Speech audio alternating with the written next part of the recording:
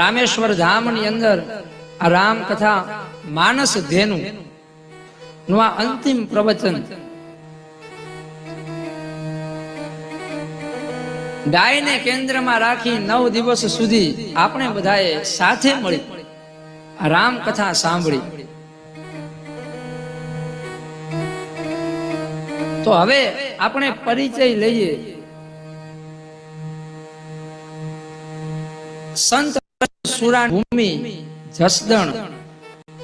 જસદણ ની અંદર એક સુંદર ગૌશાળા છે, ઓમ બીમાર નંદી ગૌશાળા. જે લોકો આ ગૌશાળામાં આવ્યા છે એ તો પરિચિત છે જ, પણ જે લોકો નથી આવ્યા અથવા તો આ યુટ્યુબ ના માધ્યમથી જે લોકો આ કથાને સાંભળે છે, સંત અને સુરાની પાવન ભૂમિ જસદણ જૂના જંગવળના રસ્તે મૃત્યુંજય મહાદેવનું સ્થાપન છે. ભગવાન મૃત્યુંજય મહાદેવનું પૌરાણિક મંદિર અને આ જગ્યામાં ઓમ બીમાર નંદી ગૌશાળા કાર્યરત છે. તેના મહંત છે પૂજ્ય ભાર્ગવદાસ બાપુ. બાપુએ પોતાના ગુરુ શ્રી તુલસીદાસ બાપુની સમાધિ ના બરાબર 1 વર્ષ બાદ તારીખ 13/11/1998 ના રોજ આ ગૌશાળાની સ્થાપના કરેલી છે.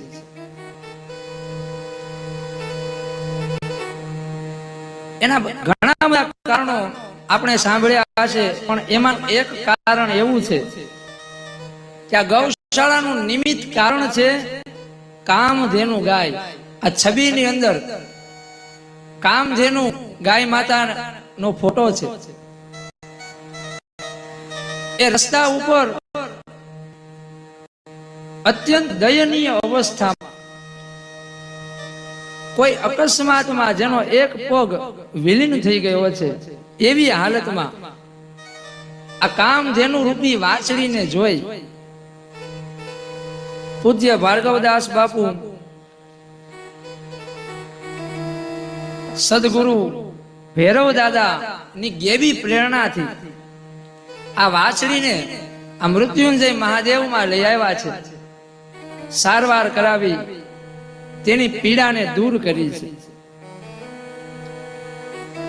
અને આ કામધેનુ ગાય માતાથી શરૂઆત થઈ આ ઓમ બીમાર નંદી ગૌશાળાની.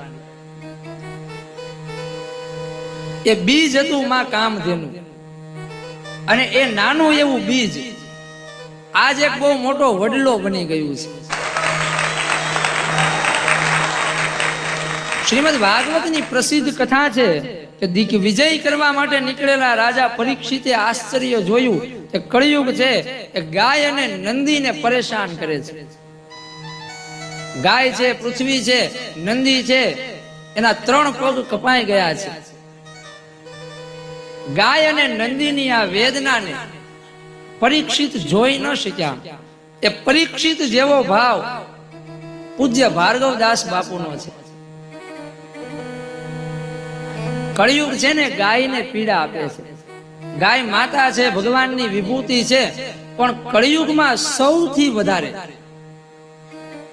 કોઈ દુખી હોય તો એ ગાય છે.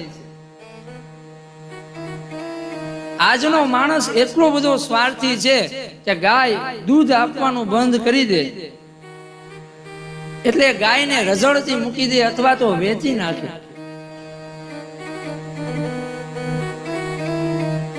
માણસ પોતાની માનું દૂધ તો 3-4 મહિના કે 6 મહિના પીવે, પણ ગાય માતાનું દૂધ આ જીવન પીવે છે. એનો અર્થ એવો છે કે જે ગાય માતાનું દૂધ આપણું, મારું ને તમારું પોષણ કરે છે, એવી ગાય માતા જ્યારે કોઈ કતલખાનામાં કપાતી હોય ત્યારે આવા કોઈ સાધુ સંત એ ખાલી સાંભળે ને તો એનું હૃદય ધ્રુજી ઉઠે છે. આપણા પુરાણો કહે છે કે આ ધરતી જ્યારે દુખી થાય ત્યારે ગાયનું રૂપ ધારણ કરે છે. અર્થાત ગાય છે ને એ ધરતીને વાચા આપે છે, ભગવાનને પુકાર કરે છે. અને આપણે માનસમાં સાંભળ્યું કે વિપ્ર ધેનુ સુર સંત હિત, ગાય માટે ભગવાન આવે છે.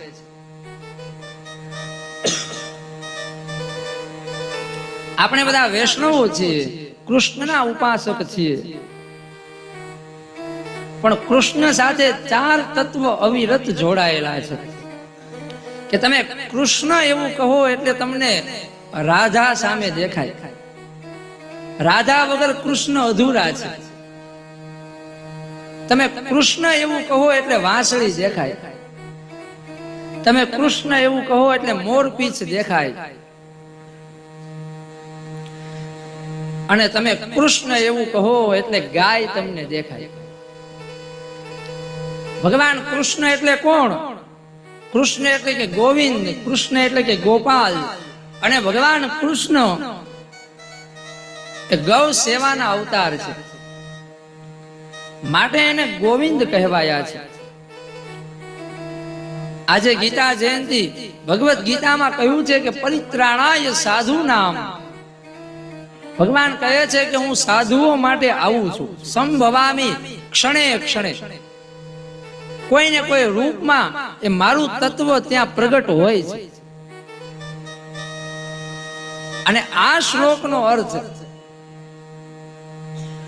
ગાય માતાને કેન્દ્રમાં રાખીને કરીએ તો સાધુ એટલે કોણ? સાધુ એટલે કે જે ગાય માટે સહન કરે ને એ સાધુ, જે ગાય માટે સમર્પણ કરે એ સાધુ. માનસમાં તુલસીજીએ લખ્યું છે કે સરળ સ્વભાવ ન મન કટુલાય. અને પૂજ્ય ડોંગરે બાપુ એવું કહેતા કે જેનામાં સીધાપણું છે એ સાધુ. ગાયની સેવા કર્યા વગર આવું સીધાપણું જીવનમાં આવે નહીં.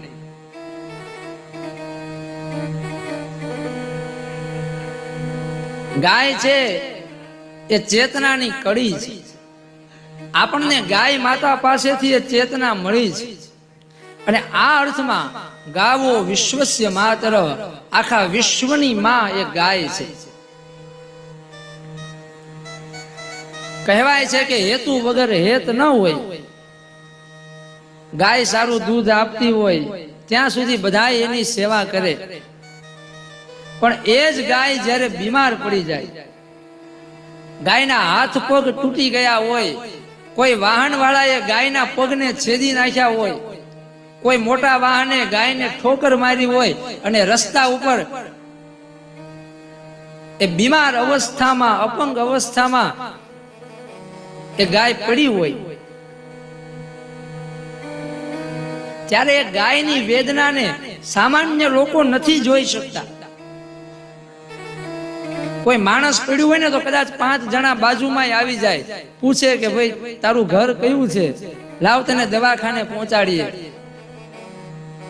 એવું આપણે જોયું છે. પણ રસ્તા ઉપર કોઈ વાછડી આવી હાલતમાં પડી હોય ત્યારે એક વ્યક્તિ ત્યાં ઊભો નથી રહેતો. અને આવી અવસ્થામાં ગાય માતાને રઝળવું ન પડે.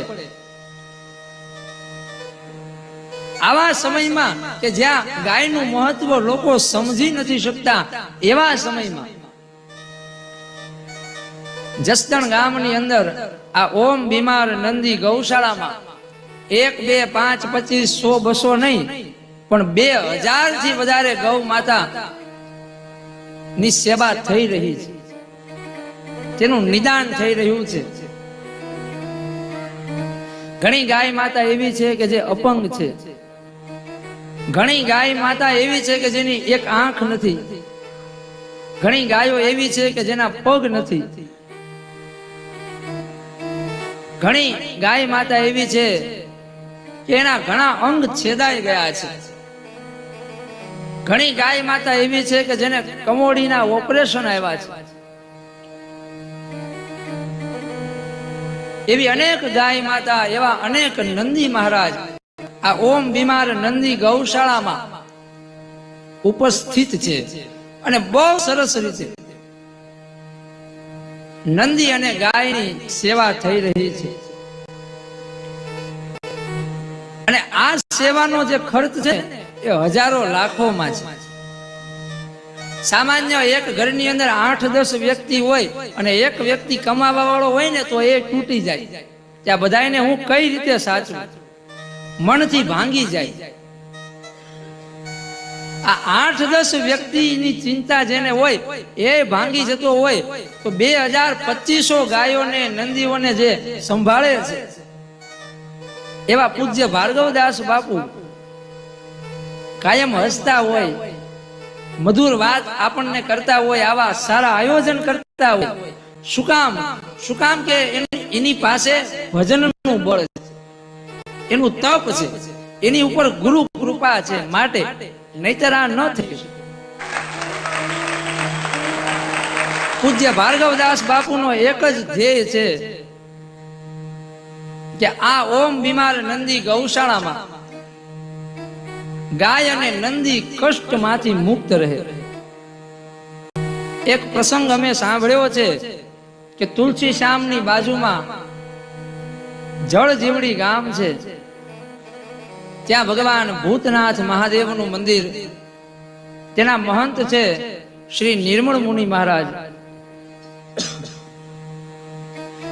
ત્યાં એક ગાય માતા ખૂબ પરેશાન, જખમી હાલતમાં,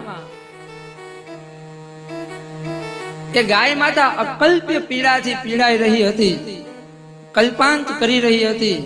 ત્યારે પૂજ્ય ભાર્ગવદાસ બાપુ એ ગાયને જસદણ ઓમ બીમાર નંદી ગૌશાળામાં લઈ આવ્યા, તેની સારવાર કરાવી.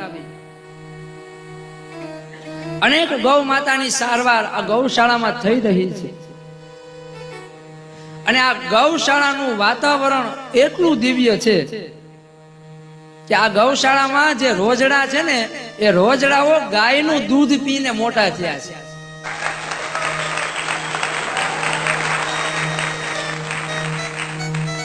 આ ગૌશાળાની અંદર ઘણા બધા સસલાઓ છે, અશ્વ એટલે કે ઘોડાઓ, ઘોડીઓ છે, બીજા પણ અનેક મૂક પશુઓ રહે છે. અને આ ઓમ બીમાર નંદી ગૌશાળામાં મૃત્યુંજય મહાદેવના સાનિધ્યમાં અનેક શ્રીમદ ભાગવત, દેવી ભાગવત, શિવ પારાયણ થયા છે. ગીતાજીમાં યોગેશ્વરે કહ્યું છે કે યજ્ઞ, દાન, તપ ન ત્યજ્ય ઇતિ વિષય. આજ ગીતા જયંતિ અને યોગેશ્વરના વાક્ય છે કે યજ્ઞ, દાન, તપ એ મનુષ્યના કલ્યાણ માટે છે. યજ્ઞ દ્વારા દેવતાઓ પ્રસન્ન થાય છે. અને આ બધા દેવતાઓ વસે ક્યાં?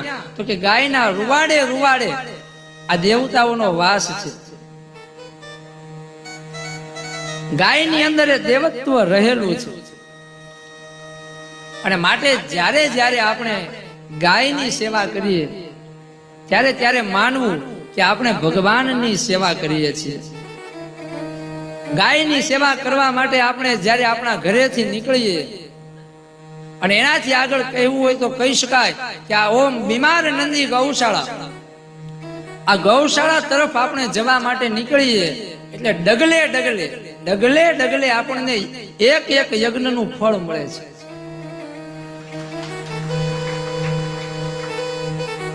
યોગેશ્વરે કહ્યું કે દાન ક્યારેય ન છોડવું જોઈએ.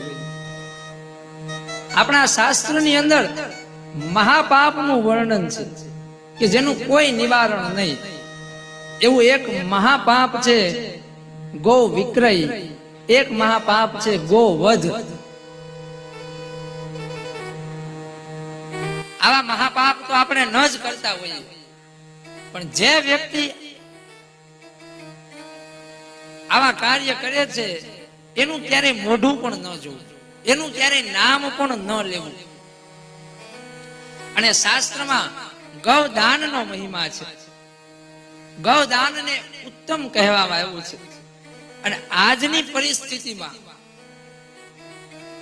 આ વાતનો અર્થ આપણે જાણીએ તો એનો અર્થ એવો છે કે જ્યારે આપણે ગાયની સેવા માટે જે પણ કંઈ આપીએ છીએ એનું ફળ સીધું ઈશ્વરને પ્રાપ્ત થાય છે. આપણા ઘરે 100 માણસોની રસોઈ આપણે બનાવી હોય, પણ એમાંથી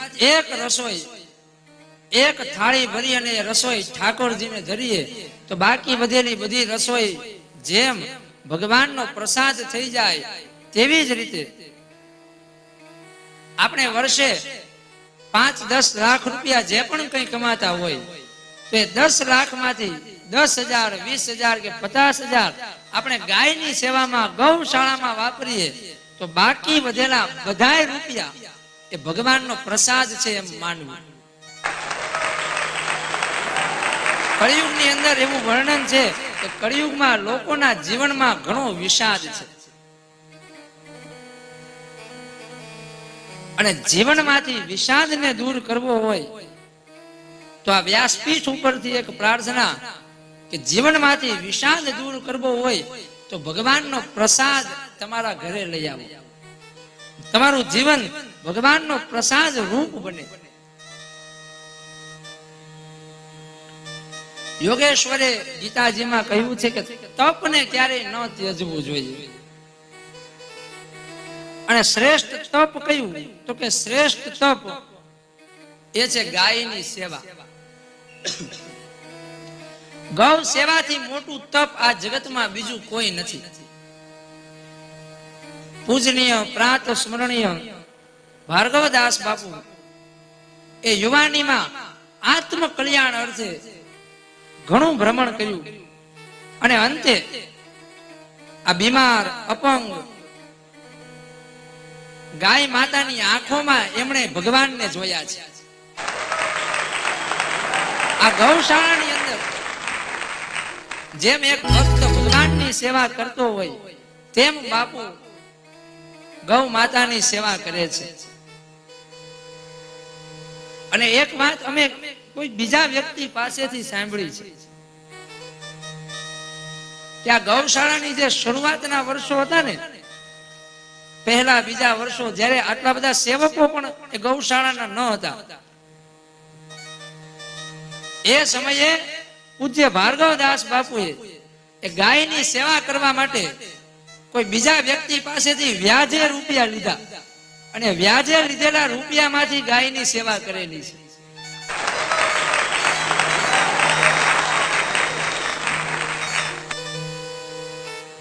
બાપુનો એક જ સંકલ્પ છે કે હે ભગવાન, હે મૃત્યુંજય મહાદેવ, હે અર્ધનારેશ્વર મહાદેવ, હે ભગવાન ભૈરવ દાદા, કોઈ પણ ભોગે તારે આ ગાય માતાનું ધ્યાન રાખવાનું છે. અને એ જ ભગવાન ભૈરવ, મૃત્યુંજય, એ અર્ધનારેશ્વર મને ને તમને આ ગૌશાળાની સેવા કરવાની પ્રેરણા આપે છે. અમે પહેલા દિવસે પણ કીધું હતું કે આપણે અહીંયા આવ્યા નથી, પણ આપણને કોઈ લઈ આવ્યું છે. એ ભગવાન ભૈરવની પ્રેરણા, એ અર્ધનારેશ્વરની પ્રેરણા, એ ભગવાન રામેશ્વર મહાદેવની પ્રેરણા પૂજ્ય ભાર્ગવદાસ બાપુને થઈ. અને ભગવાને પણ આ સાધુની સામે જોયું કે એક આ કામધેનુ ગાયથી શરૂઆત થઈ અને આજ 2250 જેટલી ગાય માતાઓ આ ગૌશાળામાં છે. ગાય માટે તો ગમે એટલા દિવસો બોલે રાખીએ તો પણ એનો અંત ના આવે. હરિ અનંત, હરિ કથા અનંતા.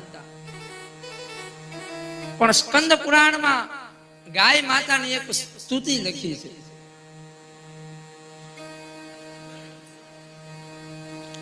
આવો એ અદ્ભુત સ્તુતિનો પાઠ કરીએ. ત્વમ માતા ત્વમ દેવાનામ ત્વમ ચ યજ્ઞસ્ય કારણમ ત્વમ તીર્થમ સર્વ તીર્થાનામ નમસ્તેસ્તુ સદા અનધે. આ સ્કંદ પુરાણ નો ઋષિ એવું કહે છે કે હે ગાય માતા, તું શુભ તત્વ છો, તું શ્રેષ્ઠ તત્વ છો, તું દેવી તત્વ છો, તું યજ્ઞનું કારણ છો, તું ઈશ્વરનું સકામ રૂપ છો. હે ગાય માતા, તું આ ધરતી ઉપરનું હાલતું ચાલતું તીર્થ છો. હે ગાય માતા, અમને બધાને નિષ્પાપ કરનારી, હે માં કામધેનુ, તને અનંત કોટી નમસ્કાર છે. જસદણમાં ભગવાન મૃત્યુંજય મહાદેવનું મંદિર, ગાયની સાથે કૃષ્ણ તો જોડાયેલા જ છે, ગાયની સાથે રામજી તો જોડાયેલા જ છે, પણ ગાયની સાથે શિવજી પણ જોડાયેલા છે. શિવ પુરાણની અંદર અનેક એવી કથાઓ આવે છે કે કોઈ વનની અંદર એવું એક શિવલિંગ પડ્યું હોય, બધા લોકો એ શિવલિંગ થી અજાણ હોય, કોઈ વ્યક્તિએ શિવલિંગના દર્શન ન કર્યા હોય, ત્યારે એ વનની અંદર કોઈ ગાય આવે અને ગાય આવી અને શિવલિંગની પાસે આવીને ઊભી રહી જાય અને ગાયના આંચળમાંથી એની મેળે એ દૂધનો અભિષેક એ શિવજી ઉપર થાય અને ત્યારે એ અજાગૃત શિવલિંગ જાગૃત થાય. સમાજ એ શિવલિંગને ઓળખે, પછી તો ત્યાં બહુ મોટું શિવાલય થાય, દેશ વિદેશમાંથી લોકો આવે. પણ એ શિવ તત્વનો પહેલો પરિચય ગાય આપી શકે. શિવ તત્વની ઓળખાણ એ ગાય કરાવી શકે. આ મહિમા છે ગાયનો. કથા વિરામનો સમય.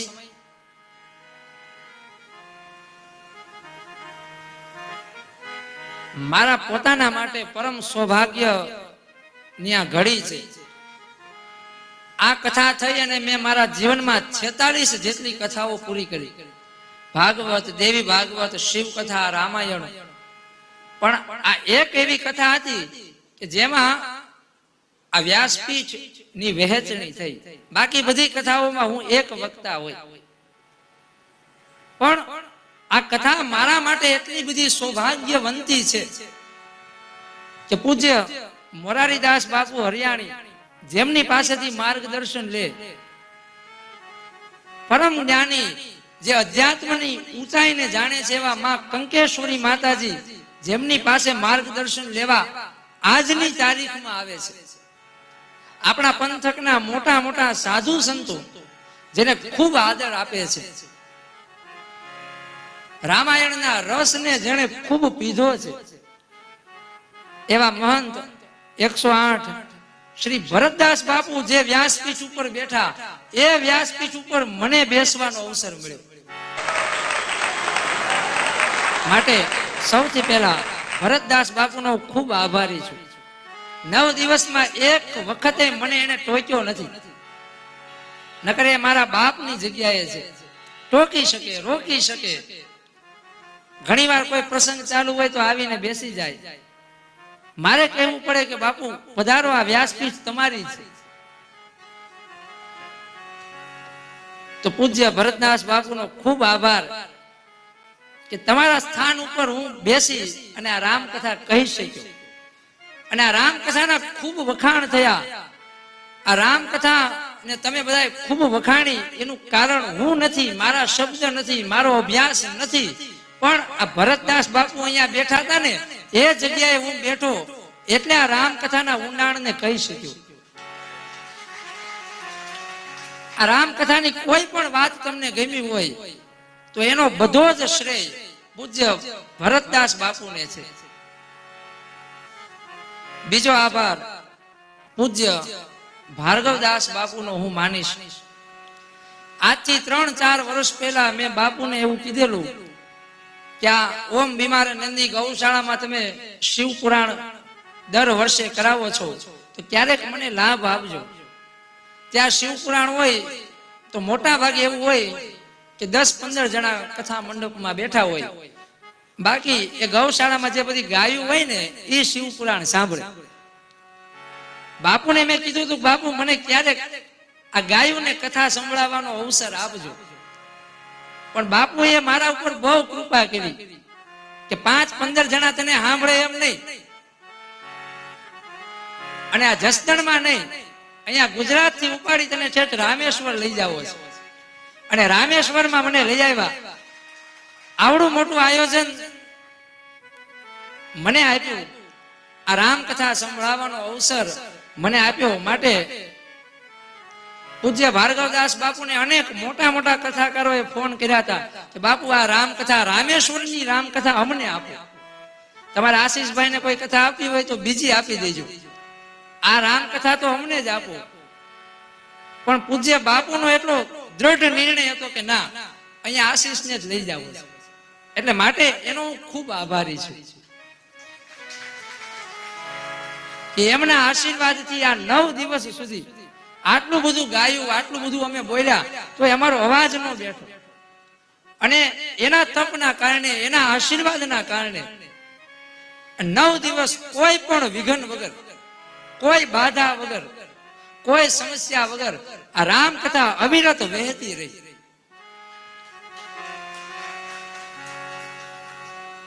ત્રીજો આભાર મારે આ રામકથાને સાંભળવા વાળા આ બધા જ મારા પ્રિય શ્રોતાજનોનો માનવો છે. તમે બધા મારા વડીલો, માતાઓ, બહેનો, તમે બધા વૈષ્ણવ છો, સત્સંગી છો, તમે ખૂબ કથાઓ સાંભળો છો.